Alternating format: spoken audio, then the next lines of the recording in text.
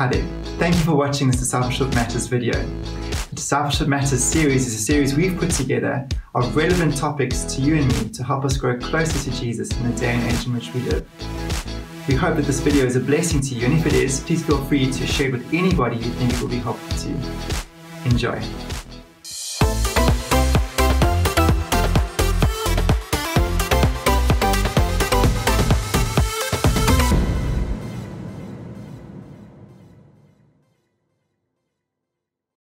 Very warm welcome to everyone today who's watching, and a warm welcome to Dr. Jean Miles, who's joining us today.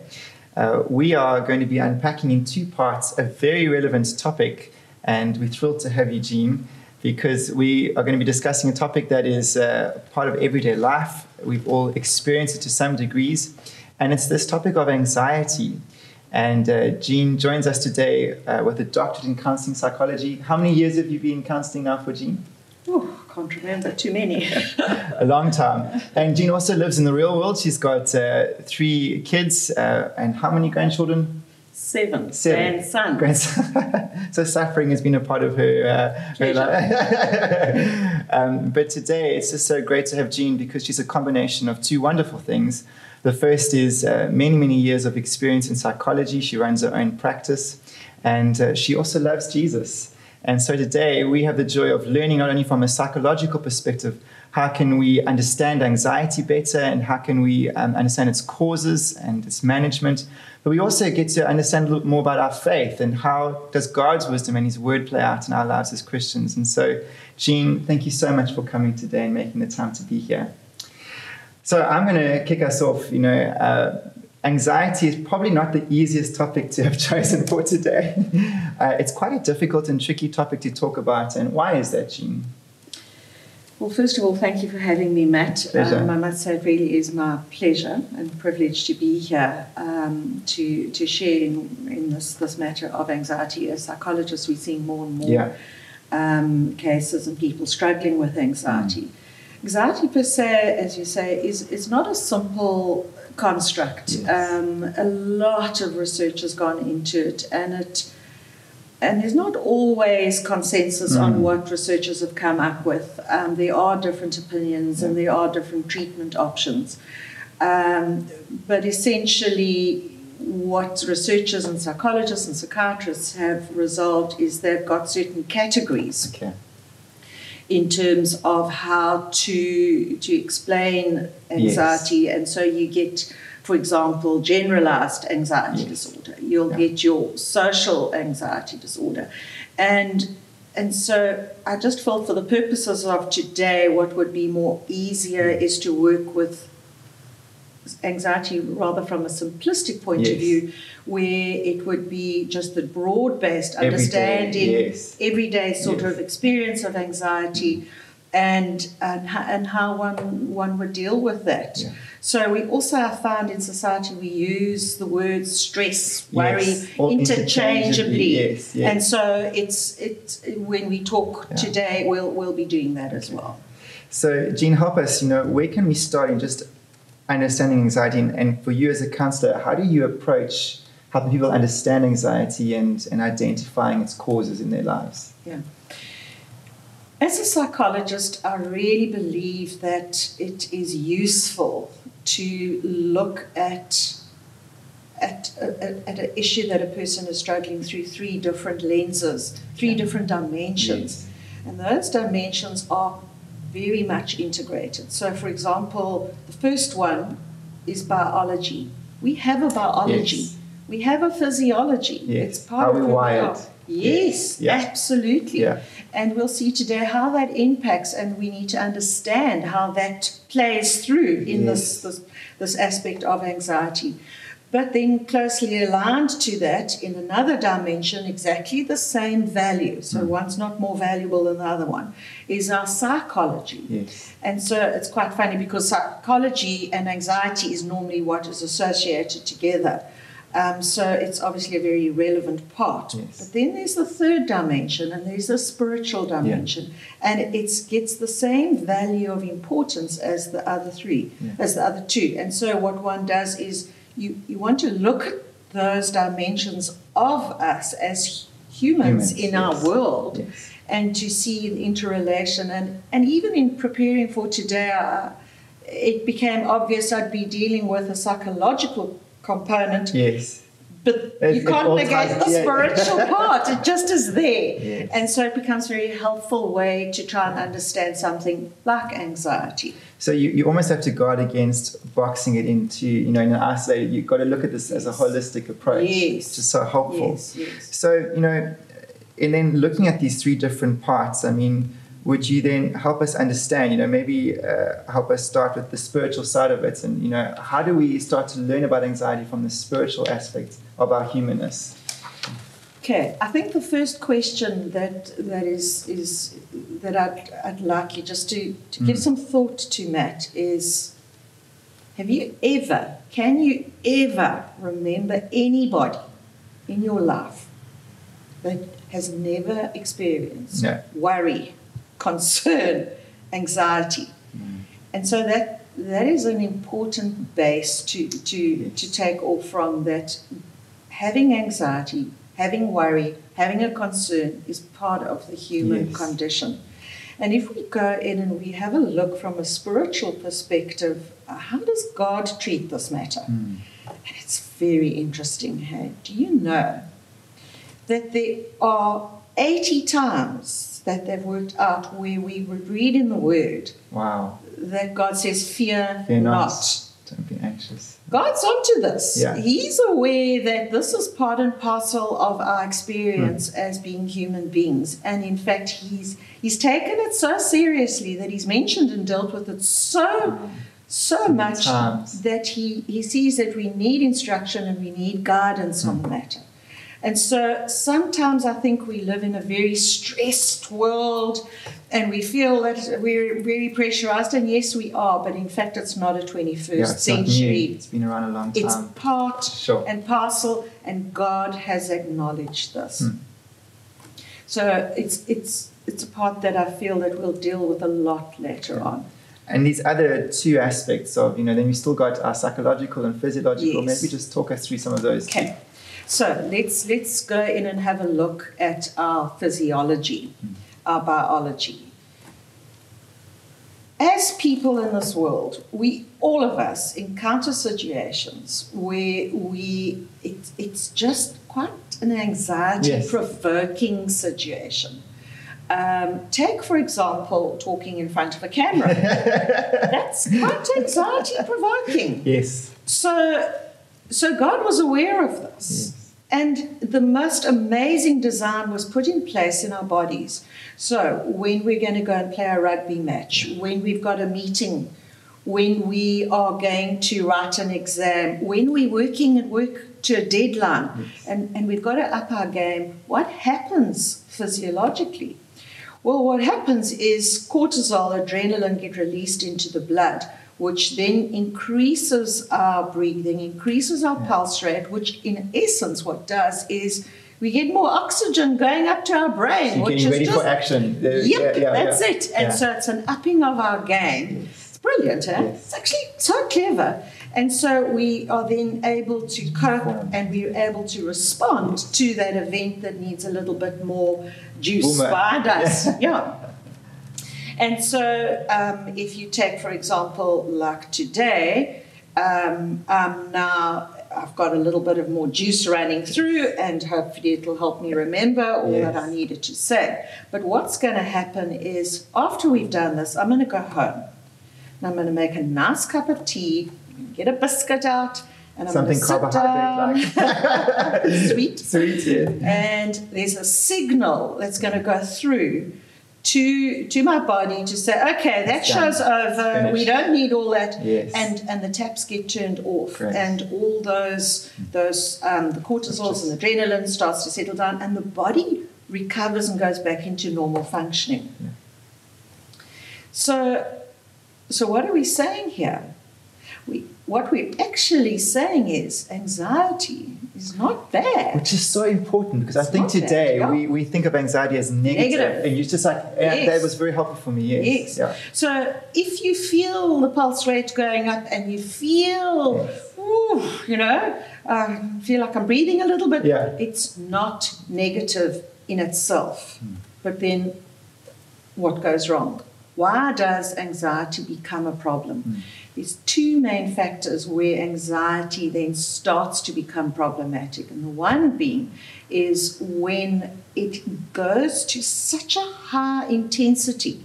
Yes. And often I say to people, rate that experience on a scale of 1 to 10, and without doubt they'll be saying, oh, it's a Like 10. almost over the edge, pushed you over the edge. It's too intense. Yes. So anxiety in itself is not the problem, but it's the intensity that's the problem. Got it. So we can't just take anxiety out of our life. So all we want to do then is downgrade it back to a level that is not going to impact negatively on our functioning.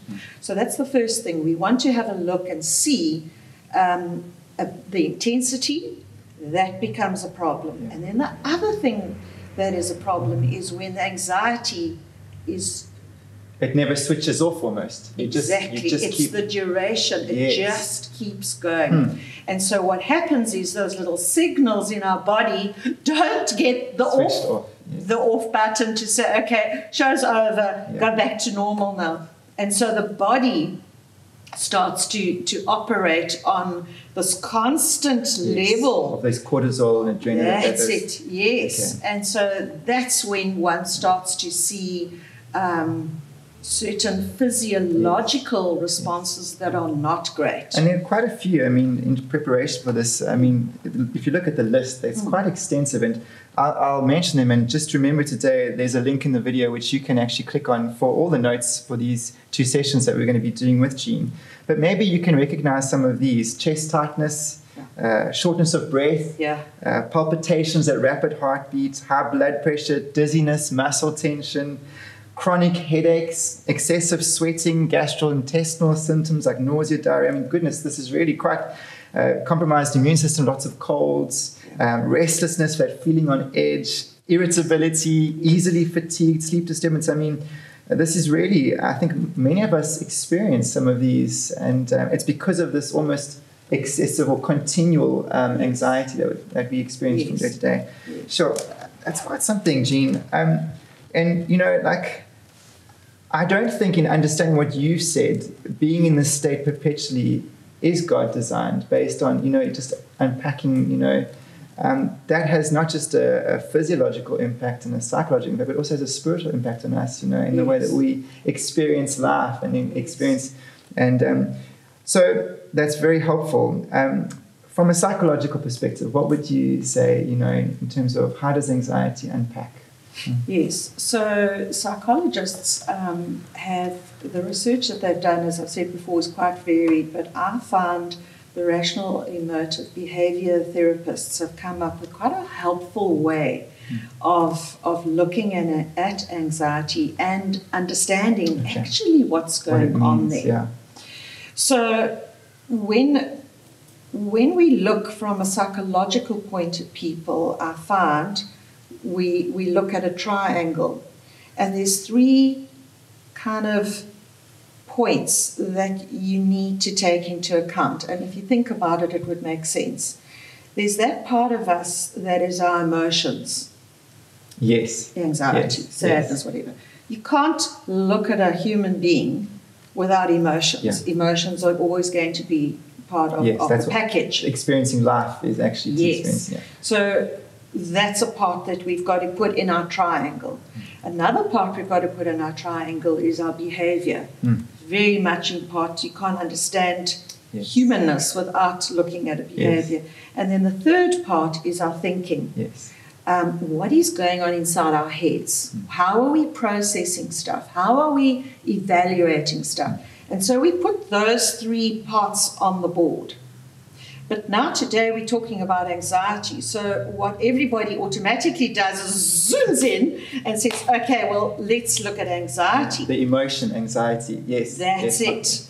But what the REBT therapists are saying, no, don't look there. Go and have a look at the thinking. Go into the mind and see what's happening there. Now, let's have a look at an example. If we let's take a random example, picture 50 people. So that's a group of people. And importantly, they're all similar in age, gender, socio-economic status. So we don't want other variables to mess up our little experiment here. Yeah. So we've got similar people, and they've all now been given the same diagnosis of cancer. Okay. Same stage, same type of cancer. Picture that. And we know anecdotally what's going to happen. We know that all 50 are not going to respond the same way. We know there's going to be differences. So let's think about the possible differences that we could have. We would have heard this before. Somebody would say, it's just not fair. Yes. Why should I be the one to get cancer? I haven't smoked, I haven't drank, I haven't done anything. Why? This is just not fair. Yeah.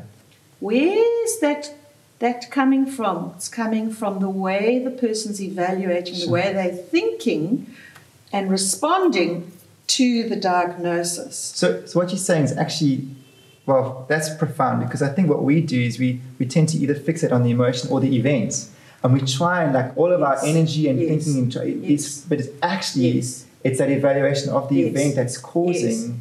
So So if we look at that person who's saying this is not fair, I don't deserve it, and why should it be me? That thinking, that type of thinking is going to trigger a lot of anger. Wow. Then let's take another person in our group of 50 people, and we'll probably find a person there saying, oh, God is punishing me for the sin I've done. I've done this, and I know it was because I did that, and now and He's given me this cancer. Wow, that's from the thinking, and that's now coming through in what we're saying.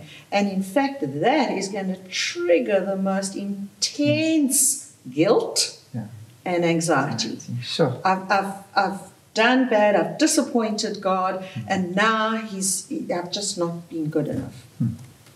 Another type of response that we've seen and we all heard is, oh my goodness, I've got cancer. That's it. Show's over.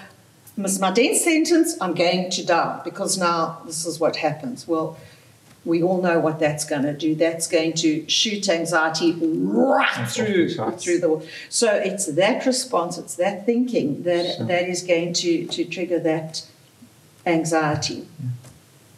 There'd be another type of response is, this is dreadful.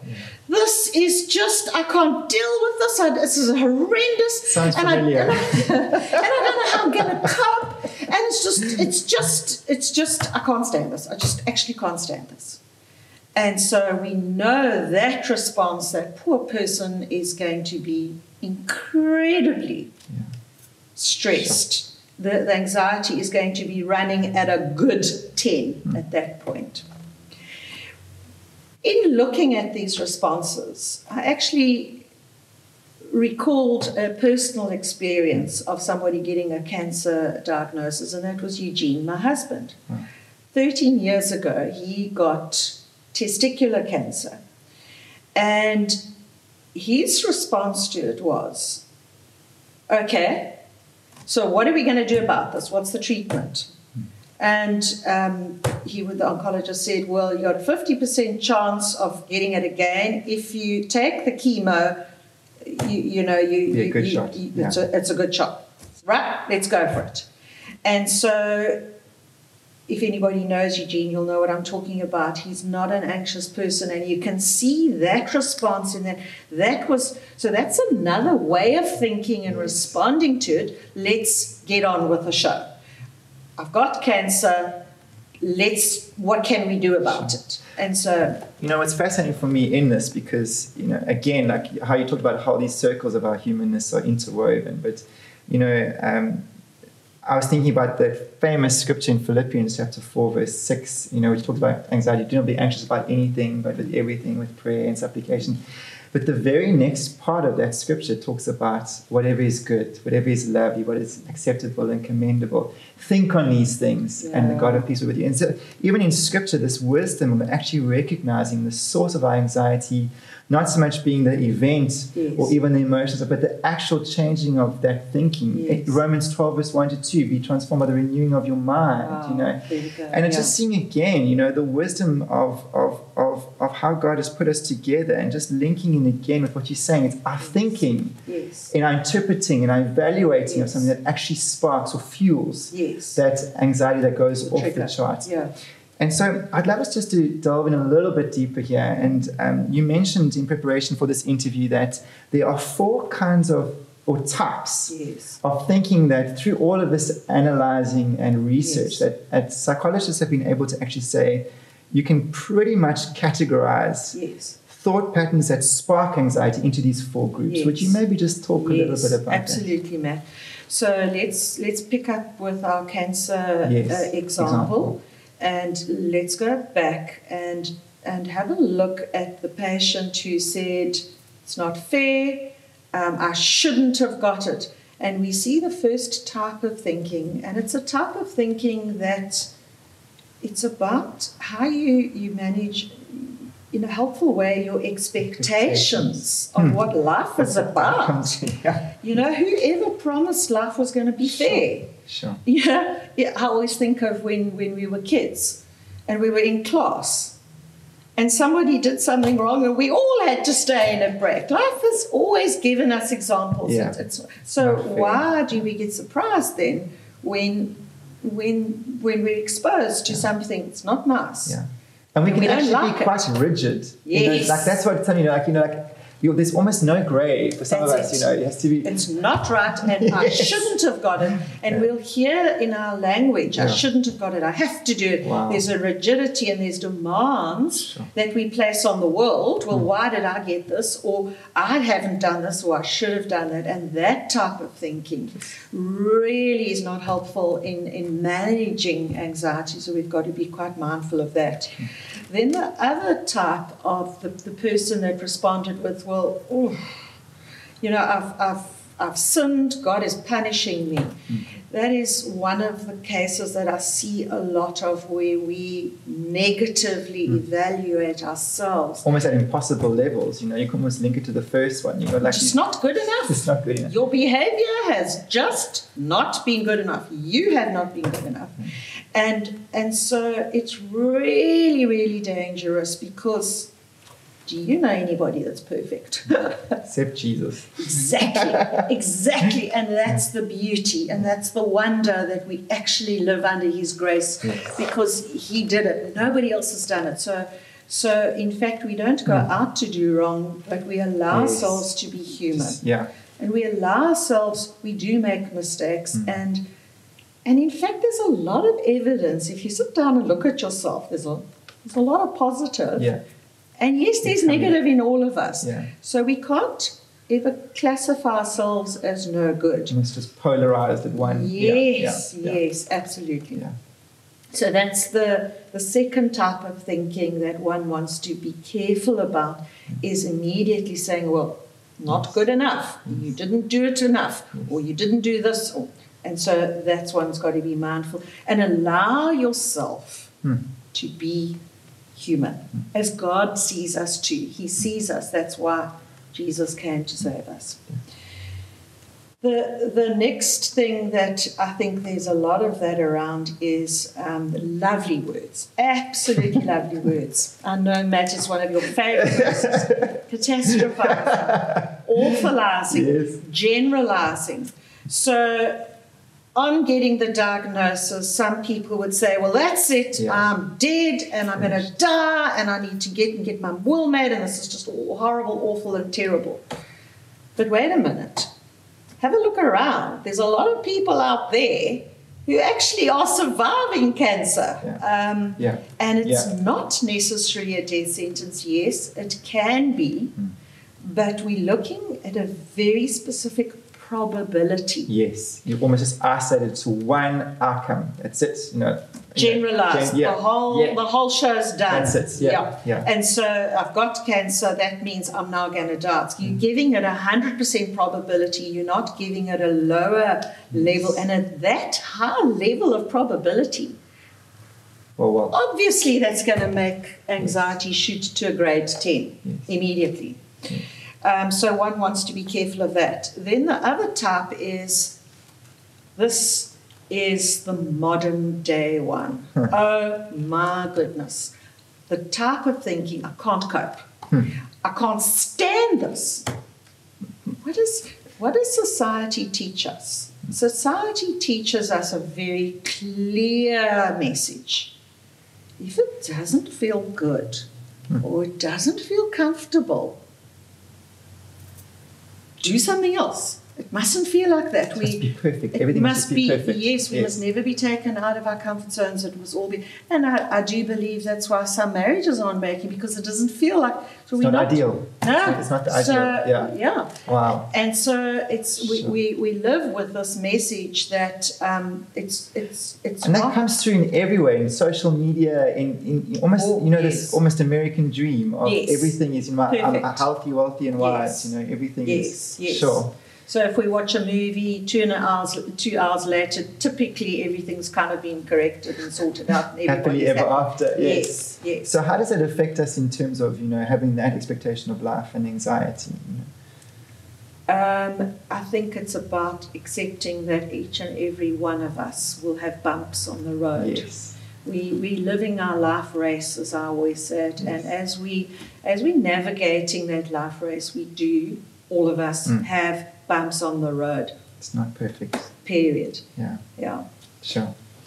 And so, when you, in preparing this interview as well, you made 3 really powerful statements in terms of looking at these 4 types of thinking, which I'm sure many of you can identify, all of them or some of them at least in your life. But you made some 3 very profound statements, as a tag on this. And I'd love you just to share with our viewers today, would you take this one step further for us in applying this to our thing about thinking being the cause of anxiety? Okay. Matt, if there's anything that I feel that would be helpful for people to take away from this is events in themselves. So whether we're talking about, in this case, a diagnosis of cancer, for argument's sake, it's not the diagnosis that triggers anxiety. It's our response. It's how we respond to whatever the event is that we are being presented with. I find that very liberating. Because it almost puts you in a place, I can decide, I can choose now. I'm not a victim in a sense of what has just happened. Yes, we're in the driving seat. And let's go back to God. Yes. We know spiritually God has put us in the driving seat. He gave us the freedom of choice. And so, in fact, we sing again clearly as we're traveling through on our life road, as we encounter certain events, we choose to go to him, to trust him, or we choose how we're going to respond. Yes. That's the first point. So in fact, you're in the driving seat. You get to choose how you respond to these stressful events and bumps. Not a fait accompli. Bumps on the road. The second thing that one wants to really try and bear in mind is the action is in the mind. It's the thinking. It's the thinking that actually makes the difference. And so in a sense, the driving seat you're talking about is, okay, how am I going to choose to cognitively almost to evaluate this thing? Yes. So you talked about the first thing being, I have a choice to how, and then that action of that choice is how am I going to process this? Yes. And the actual way that we process has an outcome. Yes. And, so sorry. And let's go back to Scripture, because I just love this. You can see how it all kind of links in together. And that's why I say it's hard to see these circles in isolation. Yes. Let's have a look at Proverbs 23, verse 7. As a man thinks, so is he. So almost how he experiences life and how he chooses to operate and behave. As a man thinks. It's there. It's there. God is telling us, check your thinking. Another one, Corinthians 10, verse 5. I love this one. Take every thought captive.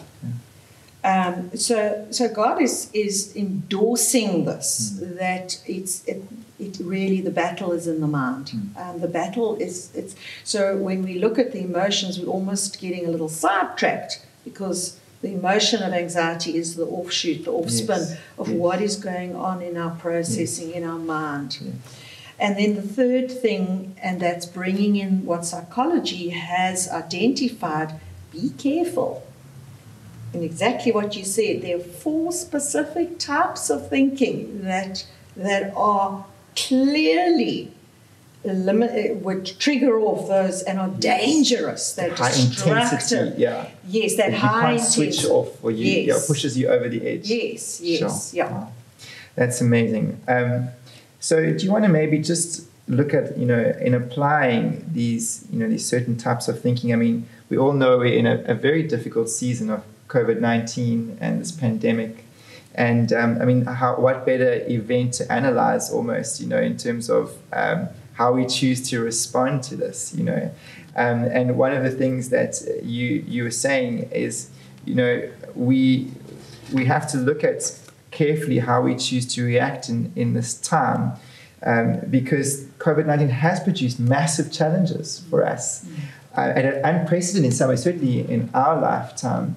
And I mean, I'm sure many watching, and you probably see it in your own counseling, but these things are big questions around the future, and even around the present. I mean, we've got an economy that's uncertain. You've got some people's employment has been uncertain. You've got finances, relationships, even physical safety and health, our emotional, our spiritual health. I mean, we haven't been able to meet as churches, and so how would you then unpack, using what you've said, to this thing of COVID-19 and or this event, and helping our guys almost tone down the initial intense reaction, using what you've just said. Could you maybe talk us through that COVID-19 as an example? Yeah. Just listening to what you're saying, what we as people have gone through.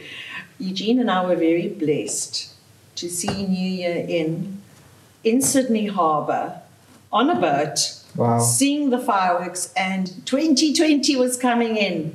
I remember somebody saying it's the year of God's favor, and we were all anticipating this wonderful, exciting year from us. We knew we'd heard some vague things about coronavirus up in Wuhan, but it was like over there. And I mean, nobody in their wildest dreams and expectations would have known by March we would all be relegated to a lockdown. We have seen our lives flipped in such a short space of time. It's just taken us, and as you were saying, what it's done to us, it's just flipped our finances, it's flipped our economy, it's flipped our jobs, it's flipped our relations, it's flipped our politics. It's been massive. It's just, how's my child going to get educated? What's happening?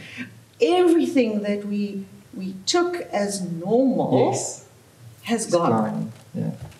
And so, obviously, there's been a response. So let's go back to what we were saying, and the event is this pandemic. We will respond in a specific way to that pandemic. We have the choice. We will choose how we will respond to that pandemic. And if you think about it, what are we saying to our friends? Oh, this pandemic is freaking me out. I'm so stressed. This pandemic is just not true. But we wouldn't actually say what it is. Really. I'm making myself very freaked out over this thing. I'm making myself very stressed about the pandemic. So we even in our language, we're making it the pandemic. It's not the pandemic. We have the right of choice. We have the right of response. How are we going to respond to this? And go back to our second point of our 3 important points. So the first one being we have right of choice, how we respond. Where does that choice happen? It happens in the mind. It happens how we're going to respond to it. How are we going to process that, just like our cancer patients did. How are we processing this pandemic? And the third one, be careful, everybody, there's 4 types of thinking, because that's what's going to be very unhelpful in terms of triggering high levels of anxiety. Wow. So, Jean, that's really helpful. And I'd love us to do one more example today. And I know for many people watching, they've been retrenched and they've lost their income.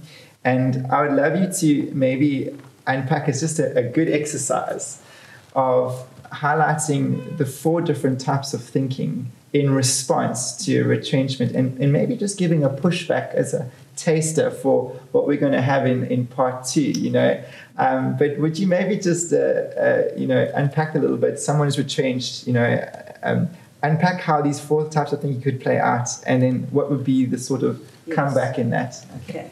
So just to put it again into the 3 points of I've been retrenched. That is not easy. Yeah. We are not negating at all the trauma of experiencing that. But what we are saying, you have the right of choice. You will respond in a way to that traumatic event, to that very big bump on your life road. And you are in the driving seat. The second thing is, it's going to be how you process it. And yes, let's have a look at what you want to try and avoid, because it's not going to be helpful in the trauma of the event. And the first one is, and I often hear people say this when retrenchment happens, is, I should have worked harder. Sure. So they put it's the demand. I should have done this. I didn't do this. Wasn't good enough. I just should actually have been a better worker. There's no room for error there. Sure. You got your back to the wall. It was your fault. Yeah. You didn't do what you should have done. There's dogmatic, rigid demands that you're placing on yourself, and there's a non-negotiable. That's going to freak anybody out, that type of thinking about the situation. And it's not fair. Why was I chosen? I shouldn't have been chosen. He should have been chosen. Do you know he did that? I did that. So we can also look at it like that, where we see the shoulds and it's not fair. Yeah. We've said life is not always fair. That's just a truth. Yeah. Life does not always throw us fair balls.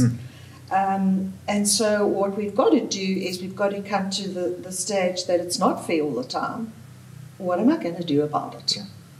That's the first thinking. The second thinking is, they obviously didn't think that I did a good enough job. I didn't do a good enough job. And so that's why they picked me. And you see, I'm just no good. And this is just actually awful and terrible.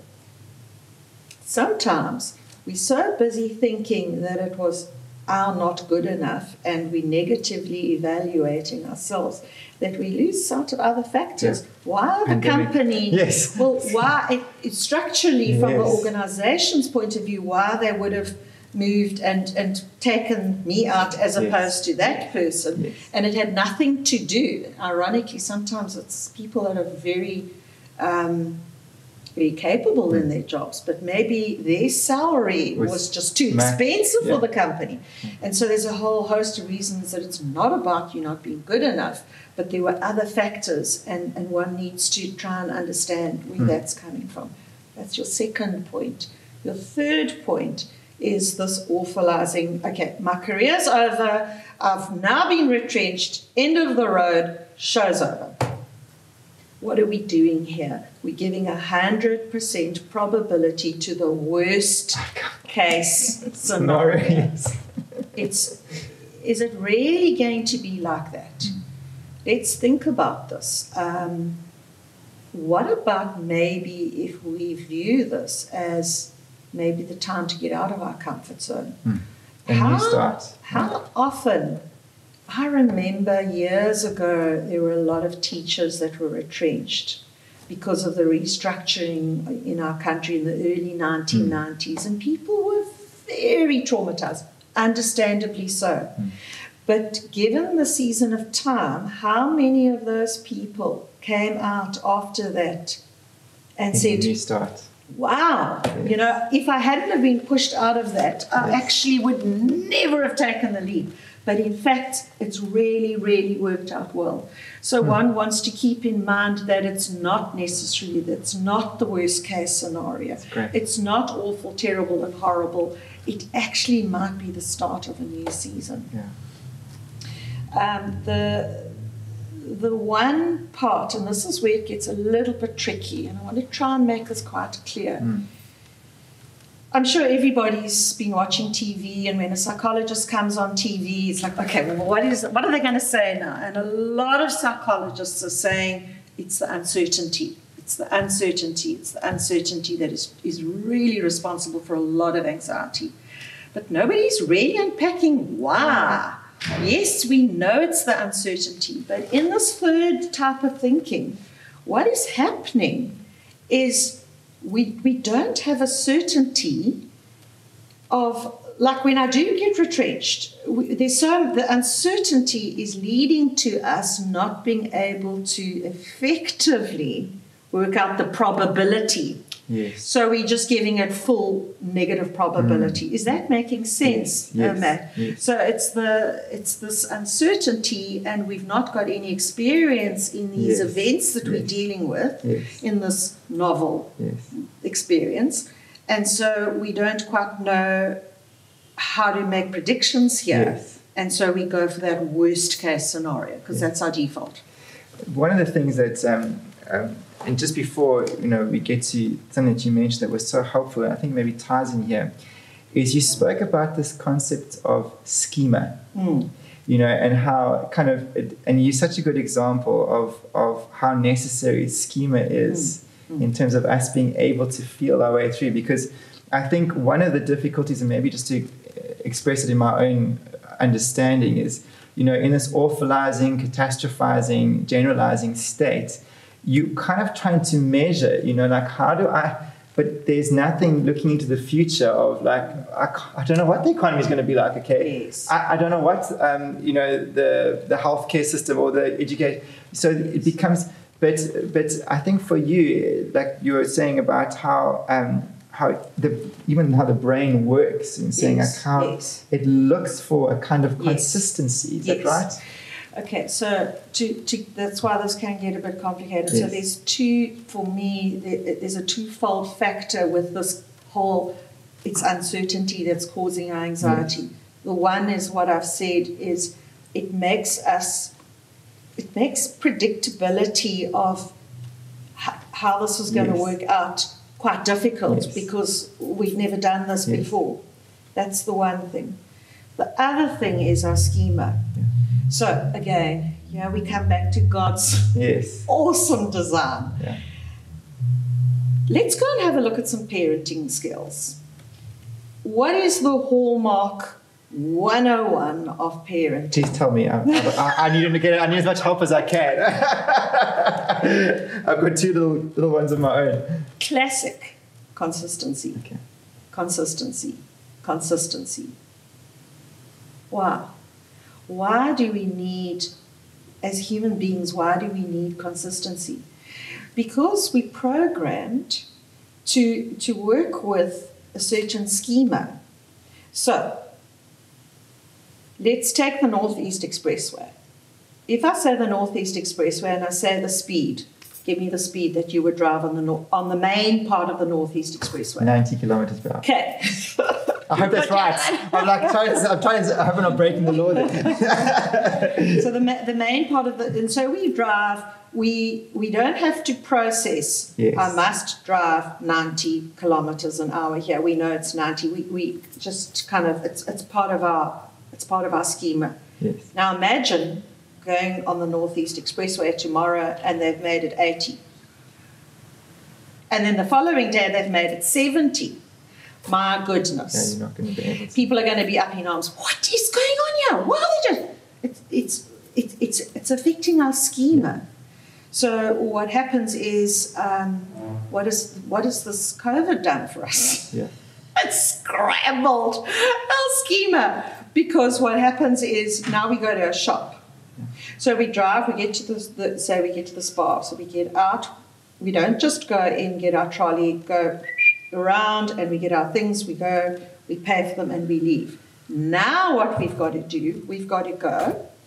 We've got to spray our hands. We've got to have the trolley sprayed. We've got to have our temperature taken. We've got to write down all our details depending on what shop you're at.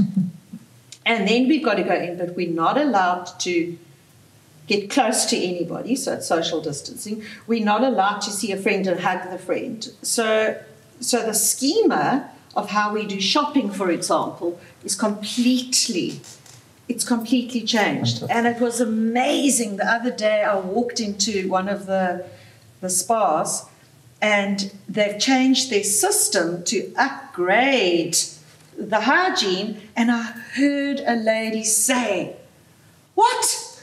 This has changed again." There you are. It's affecting her schema. Yeah. So she was just trying to normalize how, and why is this? Because God has designed us and wired our brains up in such a way that we don't have to process all the stuff as if it's the first time in a new time. Yes. Are you getting what I'm saying? Yes. It's so clever. Yes. But when you encounter something like a pandemic where this is all turned upside down, our schemas are being scrambled. Sure. And like that child, if you one day this works, the next day the next thing works, there's insecurity, there's uncertainty, there's no predictability. How does this work? It's going to trigger a lot of anxiety for us. I just wanted to say there's the fourth point. Good, you're on it. Getting back to the person that has been retrenched, and the fourth type of thinking, be careful of how to deal with that. That is the one, I can't stand it, I won't cope. Don't take the message of this world. You will cope. It's not nice, and it is very traumatic, but you will cope. And yes, I know you're being pushed out of your comfort zone, but at the end of the day, you will make it. You will be okay. And we need to see that in ourselves. I don't like this. Of course you don't like it. But I will cope with it, and I will stand for this. And what's great about in our next session is Jean's going to look at that from both a psychological point of view, but also just from faith, and saying, how can we make those statements so boldly? But even in our faith, as Christians, what we know to be true about Christ, the gospel, about the bigger picture, we are able to respond to the magnitude of this pandemic and what has happened. And Jean, I just want to say thank you so much. This has been so informative, and it's given such a wonderful platform for our next part, where we get to build a bit further on and looking, how do we manage anxiety, how do we deal with this, from those wonderful 3 points of view that you brought out that make us human. There's 3 different perspectives. But I want to encourage you again, the notes are on the link on the screen, and I've just so enjoyed going through it again and again, and I've learned a lot. And what Gina's been speaking about today is not a quick fix. These are patterns for the rest of your life, that this is going to be helpful for informing and shaping our journey for the rest of our lives. And so we want to encourage you to engage with it more than once, listen to the interview more than once, but we're looking forward to having you for our next part, where we're going to be looking at how do we deal, now that we know a lot more about anxiety, how do we deal with it. So thank you so much, Jean. Thank you.